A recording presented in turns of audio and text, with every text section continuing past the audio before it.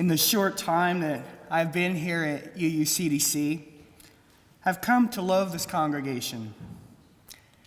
And what I love the most is how you have truly become the beloved community that many congregations only dream about. I feel blessed to be here among you, and I've also have the absolute faith that if someone in this community were to encounter a personal tragedy, such as losing their home to a fire, you all would step up and help. You would cook, offer goods, listen, support, and donate money. That's just who you are. I also see your generosity and dedication to each other on much smaller scales all the time, and it seems that no matter what a member or friend is struggling with, this congregation helps them to mend the broken places through their time and talent and treasure. In other words, you all are stewards of each other, caretakers who believe in and value the transformation of lives within our beloved community. In a very real way, you are the glue that holds the members of our congregation together.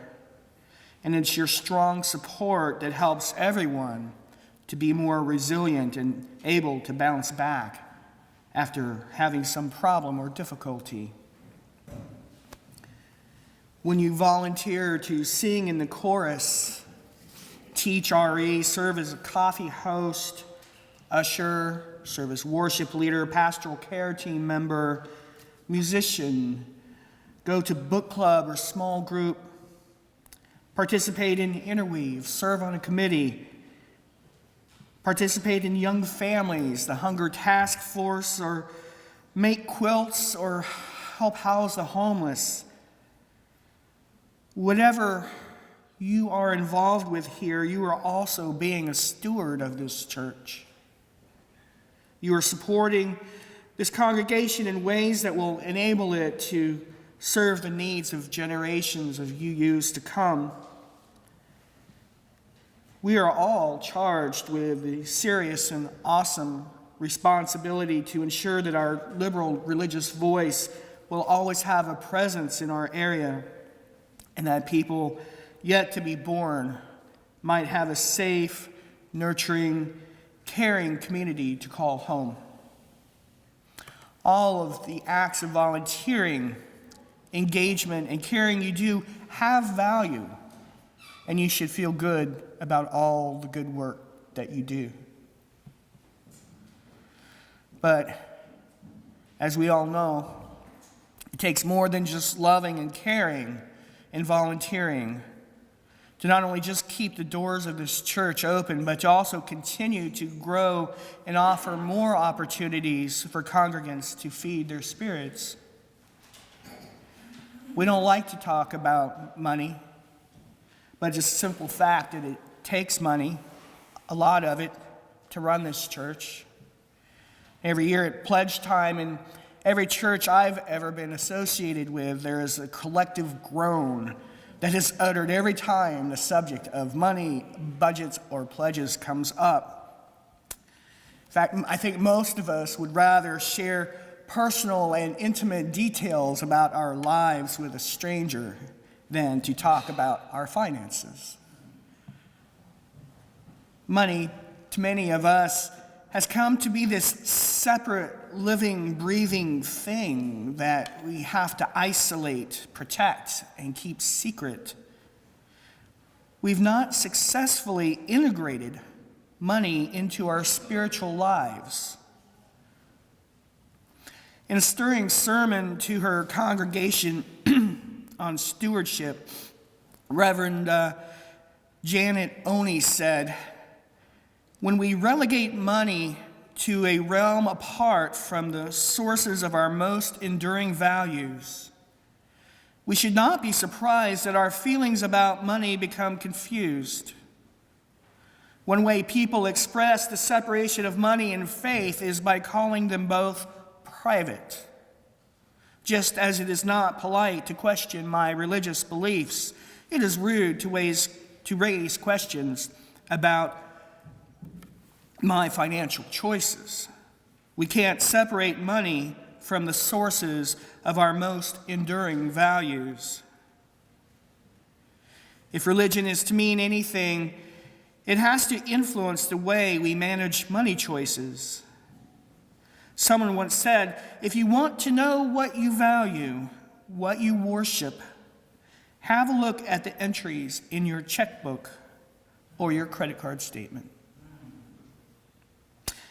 And that's where the toe meets the line. How closely related are our values and how we spend our money?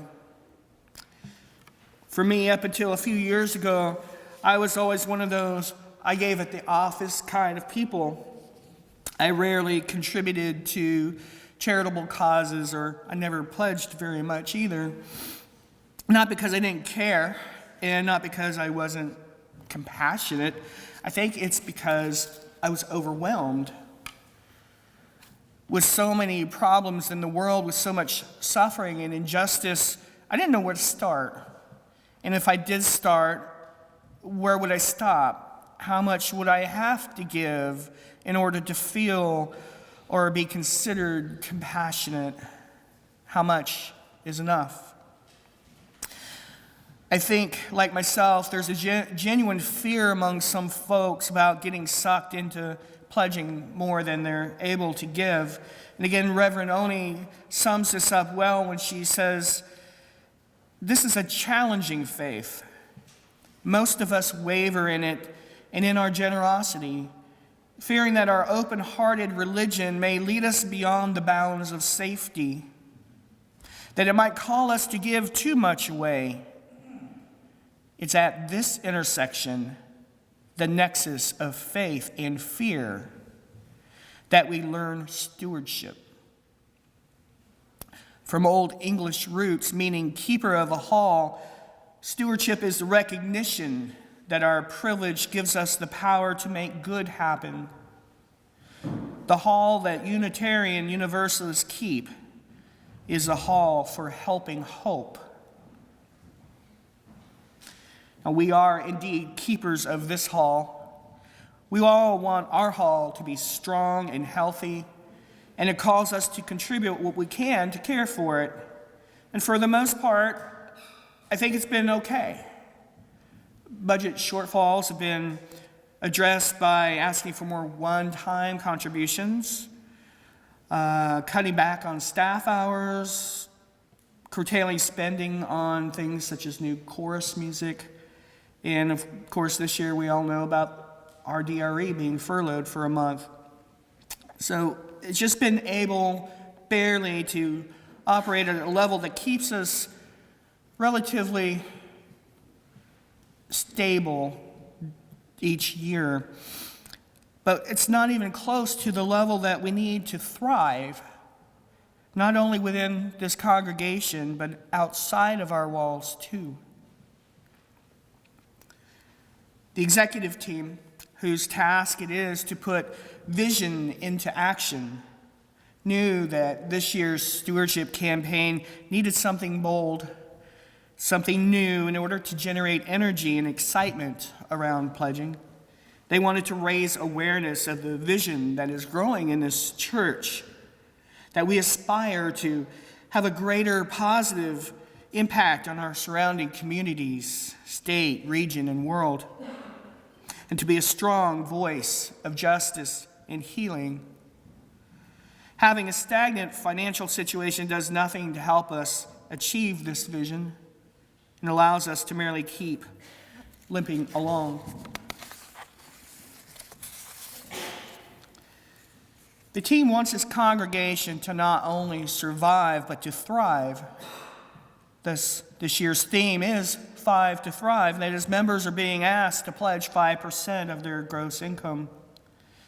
If this were to happen, there would not be any budget shortfalls. The congregation would be financially healthy, and more resources could be used for social justice issues outside of our walls. This is a bold vision indeed. This Unitarian Universalist faith of ours has at its core the understanding that we have an obligation to help heal the brokenness in our communities and in the world. It is not enough to be an insular, isolated church that only cares for its own people. We must be willing to effect real change in distressed communities, fight for injustices, care for the suffering and the oppressed, and strengthen the downtrodden. I would even go so far as to say that this is a non-negotiable standard. And if UUism were to have a creed, social justice activism would be part of it. There's so much brokenness in the communities surrounding us. Unless you are very new to the area, I'm sure you're quite aware of the problems residents of Chester face. There's a lot of pain in that community, and the people are trapped in a system and cycle of poverty out of which there's virtually no way out. Families are fractured by drugs, violence, gangs, and the imprisonment of their young men. Children receive more inadequate educations and fewer opportunities than children in wealthier school districts. That's all but guaranteeing that they will grow up to perpetuate the cycle. But it doesn't have to be that way. In this church, we can do something about it. We can help mend the broken places with our financial resources and time and talent. We can be co-creators of the rebirth of a community. So I'm going to switch gears here for just a moment. There's a Japanese art form called kintsugi, which is translated golden joinery, that dates back to the 15th century. Kintsugi is the technique of mending cracks and breaks in precious ceremonial tea bowls with a special lacquer made with fine gold powder. The cracks not only remain visible, but they are also highlighted. It is said that the bowl's value and the beauty are enhanced by the mended crack, and it becomes more resilient to future breaks. In fact, Wikipedia states, as a philosophy, it treats breakage and repair as part of the history of the object, rather than something to disguise. Prior to this technique, broken bowls were either discarded or repaired with heavy paste and ugly metal staples. But the pieces mended with gold became even more precious and beautiful than they were before they were broken. UU minister Molly House Gordon describes the imagery of the mended Japanese bowl this way. A crack repaired with gold becomes a record of compassion and dignity, rather than one of violence and damage. And the addition of precious metal to an object that might otherwise be thrown away as damaged or defective is a testament to the object's inherent value. The symbolism is clear. No matter what your heartbreak may be, it is worthy of repair in gold. Every broken piece, too precious to be discarded. Further, every helping hand and every act of strength from deep within is another drop of gold. Over time, transforming a painful, violent crack into precious evidence of compassion, dignity, and love. We heard Peter Mayer's beautiful song, Japanese Bowl, earlier in the service. And while he was referring to his own personal brokenness and healing, I think it's an easy stretch to apply the concept to healing a community. These broken communities were once solid and whole. When the homes were built, there were bright colors, new grass, and the smell of new wood floors. Streets were clean and children played in safety. These communities over time have experienced the shattering of dreams, the pain of fractured families, and the sharp, jagged edges of violence, poverty, and injustice. Yet the people continue to survive. They exist as best they can given their circumstances. Sometimes it shocks me at just how much they actually do have to endure. And I wonder if I would be able to handle it. I remember when I was a kid, there was a toy called Weebles. Some of you probably remember them. The TV commercial song still lives in my tonal memories. Weebles wobble, but they won't fall down. I never thought about why they wobbled and never tipped over, but now I think I understand. Weebles have a broad-based foundation. There is enough weighty support at the bottom of the Weeble that allows it to be resilient and bounce back after being knocked down. Communities can be like Weebles.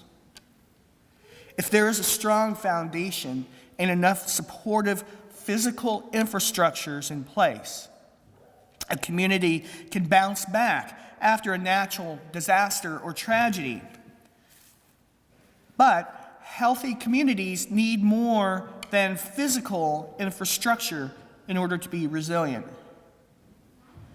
Reverend Sandra Fees points out that communities need stronger bridges, better barriers to flooding, improvements to the communications grid, and other physical improvements. But they also need stronger neighborhood ties where sidewalk chats and corner coffee shops flourish. Strengthening the social infrastructure turns out to be every bit as important as improving the physical one.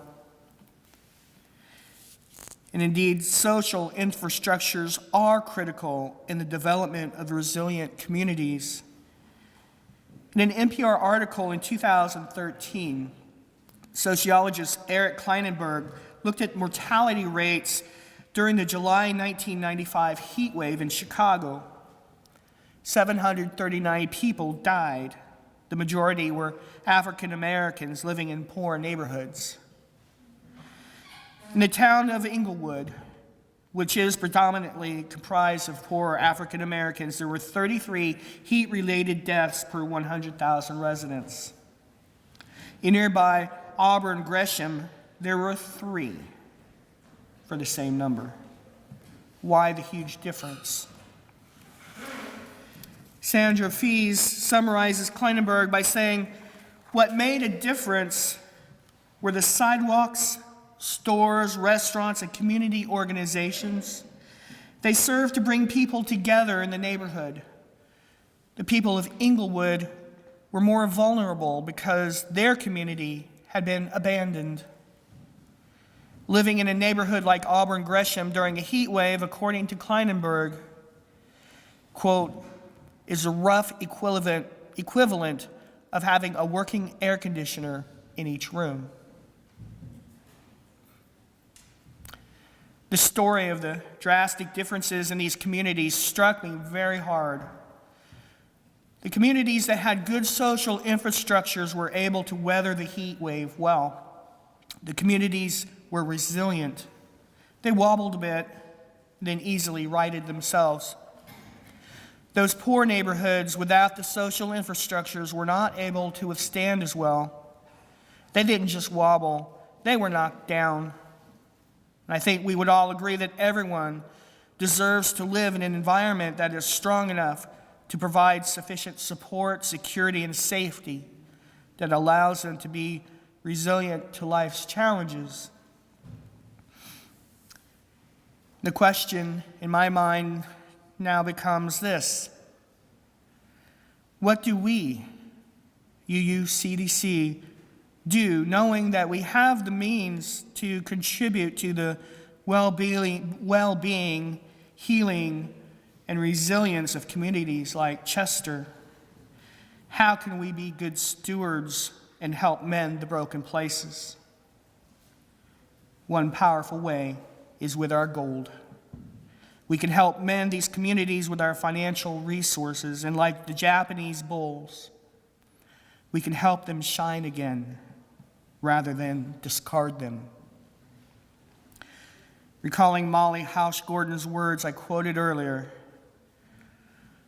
a crack repaired with gold becomes a record of compassion and dignity rather than one of violence and damage. And the addition of precious metal to an object that might otherwise be thrown away as damaged or defective is a testament to the object's inherent value.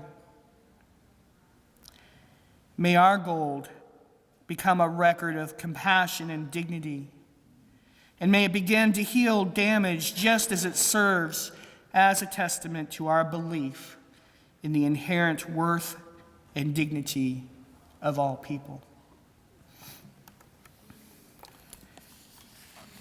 They're like Japanese bowls. They were made long ago. They have some cracks in them.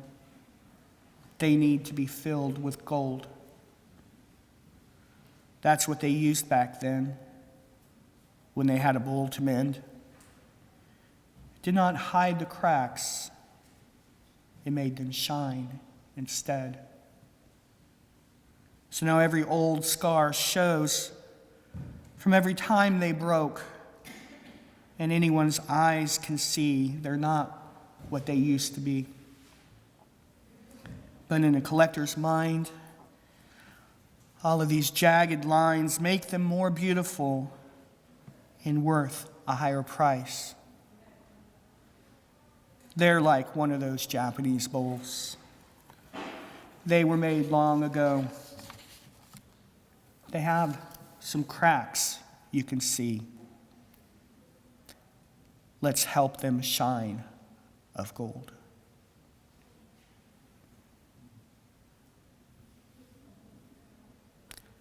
I invite you now into a brief time of reflection as you think about how you can serve and live out your UU values in the coming week.